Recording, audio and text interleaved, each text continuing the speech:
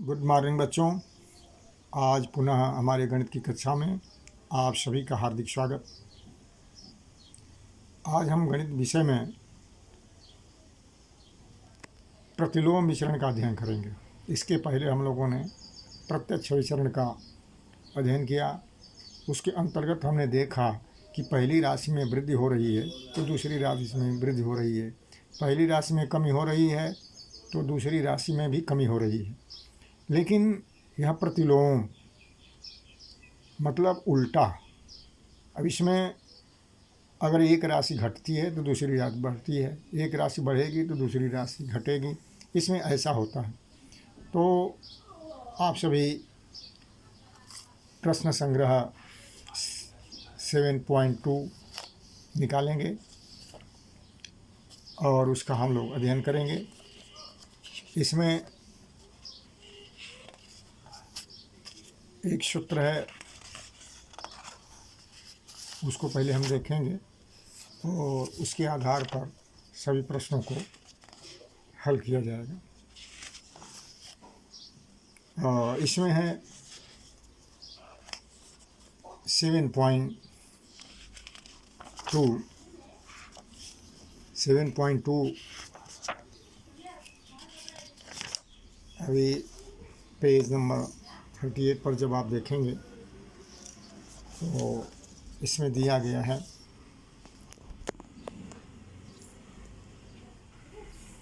पहला प्रश्न है, किसी कार्य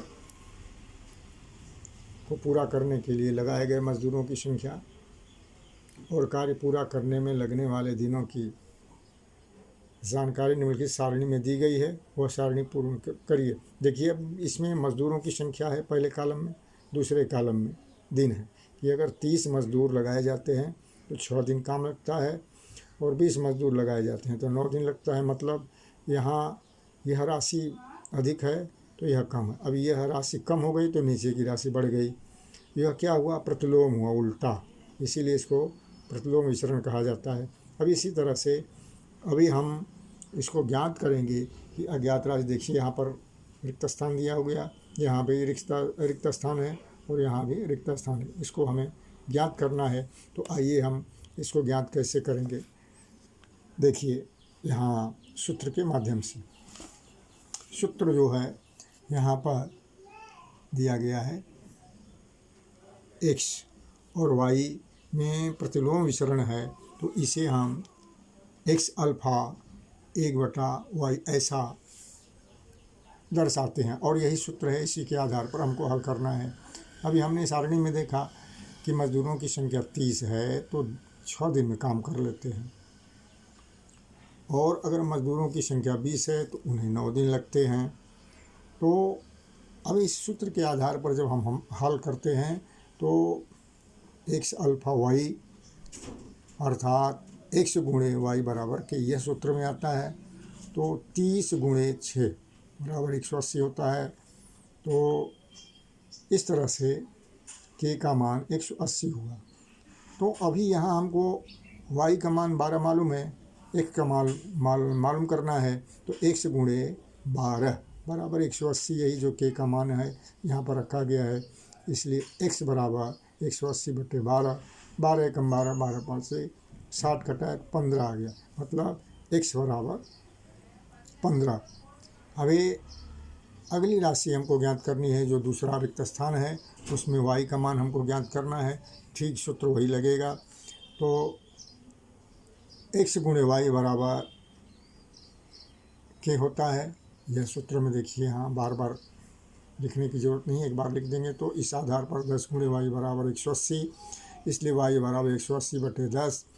10 से 10 का 0, 180 का 0 कटाया तो 18 बचा, y बराबर 18। वही हम रिक्त स्थान में भरेंगे।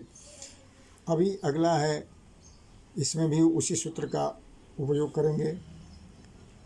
x अल्फा y बराबर x गुणे y बराबर k। तो इस आधार पर अगर हम करते हैं तो x गुणे 36 बराबर 180, इसलिए x बराबर 180/36। इसलिए x बराबर अगर कटाया तो 180 में 36 का भाग जाएगा 5। और यह जो है इसका उत्तर 5 आएगा, अर्थात मजदूरों की संख्या 5 होगी अगर, तो उनको 36 दिन लगेंगे। इस प्रकार इस सारणी को हमने पूरा किया। सारणी पूरा करते समय इसको ध्यान रखिए कि हल करके ही सारणी को पूर्ण करिए। कहीं भी सवाल हल करिए तो उससे अपना अभ्यास होता है और पद्धति मालूम होती है किस प्रकार से वह आया। अगर किसी का उत्तर दे करके या कहीं से अंदाजे लिख देते हैं तो मालूम नहीं पड़ता कि वह कहाँ से आया। अगर आपको ठीक से आता है तो यहाँ मौखिक भी कर सकते हैं, क्योंकि ये दोनों का गुणनफल जो है 122 का 180 हर जगह आना चाहिए। जैसे 30 में 6 का गुणा किया 180, 20 में 9 का गुणा किया 180, 15 में 12 का गुणा किया 180, तो 10 में किसका गुणा करेंगे कि 180 आएगा, मतलब 18 में, फिर 36 में किसका गुणा करेंगे मतलब 5। ऐसा भी लगा सकते हैं। अगर इस तरह से आप जल्दी से आकलन कर सकते हैं तो ये शिष्यवृत्ति के समय ये बहुत ही उपयोगी होगा कि आप ऐसी परिस्थिति में प्रश्नों को किस प्रकार से कितना जल्दी और शीघ्र से हल करते हैं। अब आइए दूसरा हम देखेंगे। दूसरा में है प्रत्येक उदाहरण में विचरण के चरांक ज्ञात कीजिए तथा विचरण के समीकरण लिखिए। तो यहाँ पर देखिए पी अल्फ़ा 1/Q, जिसमें P बराबर 15 और तब Q का मान 4 दिया गया है। अगर सूत्र के आधार पर करते हैं तो P गुणे Q बराबर K, अर्थात 15 गुणे 4 बराबर K, मतलब K बराबर 60, अर्थात सूत्र में अगर करते हैं तो PQ बराबर 60। इस दूसरे का दूसरा सवाल देखिए। Z अल्फ़ा 1/W, अब 2.5 Z का मान है तो W का मान 24 हुआ।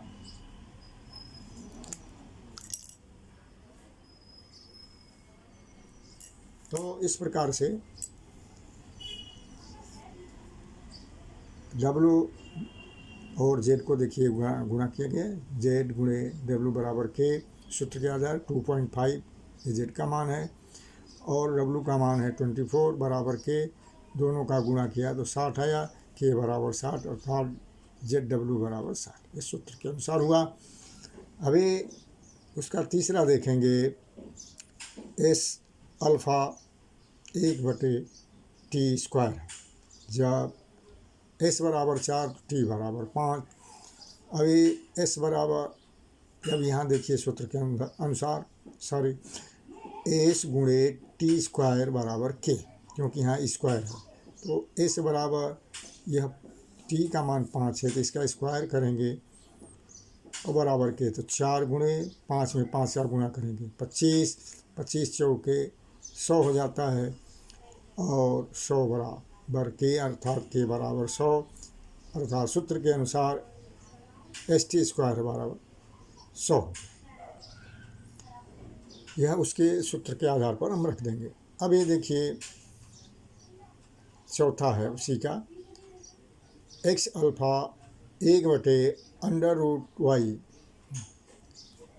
अब X का मान 15 है तो Y बराबर 9 होता है। तो इस आधार पर हमें ज्ञात करना है X गुणे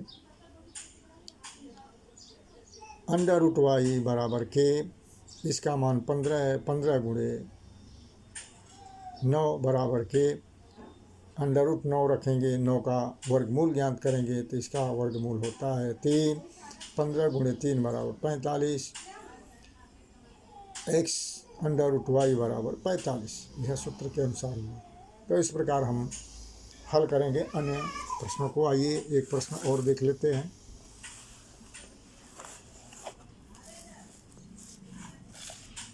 तीसरा है, तीसरे सवाल में जब आप देखेंगे तो कुछ सेवों को पेटियों में भरा जाता है। तो अगर 24 सेव भरे जाते हैं तो 27 पेटियां लगती है। 24 सेव भरे जाते हैं तो 27 पेटियां लगती हैं। और उसी को आगे पूछा गया है कि अगर वही सेव जो है 36 भरा जाए तो कितनी पेटियां लगेगी। इस तरह से प्रश्न किया गया है। तो इसको हम सेव को एक्स से लिखेंगे और पेटी को वाई से। सूत्र के अनुसार x गुणे वाई बराबर के 24 गुणे 27 बराबर के, दोनों में गुणा किया 648 बराबर के, अर्थात एक्स वाई बराबर 648। और अब यदि एक्स बराबर 36 है तो वाई का मान क्या होगा? सूत्र के अनुसार x गुणे वाई बराबर के 36 गुणे वाई बराबर 648, इसलिए वाई बराबर 648 बटा 36। इसको हम कटाएंगे तो मान आएगा 18, अर्थात 18 पेटियाँ लगेंगी, 18 पेटियाँ लगेंगी। इस प्रकार से हमें हल करना। अभी चौथा सवाल जो है उसको सूत्र में लिखना है, उसको केवल सूत्र में लिखना है, हल नहीं करना है। जैसे सूत्र बनाया गया है तो हमें सूत्र उसी तरह से लिख देना है। अब इसको प्रश्न में दिया गया है कि ध्वनि के तरंगदैर्घ्य की लंबाई L और बारंबारता F फ्रीक्वेंसी में प्रतिलोम विचरण है। तो इसको लिखते समय हम सूत्र में L अल्फ़ा 1/F लिखेंगे। यह सूत्र हो गया उसका। दूसरा है दिए के प्रकाश की तीव्रता I और दिए तथा पर्दे के बीच दूरी d के वर्ग में प्रतिलोम विचरण होता है। तो इसको सूत्र में लिख देना है I अल्फ़ा 1/d²। अब आगे के प्रश्नों को आप इसी तरह से हल करेंगे, समझेंगे और जहाँ पर कोई समस्या आती है पुनः पूछेंगे और हम बताएंगे। शेष 2 प्रश्न आपके लिए और आप हल करिए, प्रयास करिए। बहुत ही सरल है, यह प्रतिलोम विचरण से भी सरल है, बहुत ही अच्छे ढंग से हम कर सकते हैं इसको। तो आप ये 2 प्रश्न जो है आप करिए। बाकी आपको जो समझाया गया है हम PDF से भी आपको भेजते हैं प्रतिदिन, उससे भी आप सहयोग ले सकते हैं। सबसे अच्छा पहले अपने समझिए, लगाइए। अगर पुनः नहीं आता है तो आप पूछिए और उसके बाद समझ में नहीं आता है तब PDF देखिए, क्योंकि यह गणित में PDF से देख करके लिखना डायरेक्ट जो है यह ठीक नहीं है, क्योंकि समझ में नहीं आता। अन्य विषयों की बात अलग होती है, गणित में समझ कर ही करना बहुत ही उचित होता है। तो आप स्टार्ट करिए 2 प्रश्नों को और लिखिए।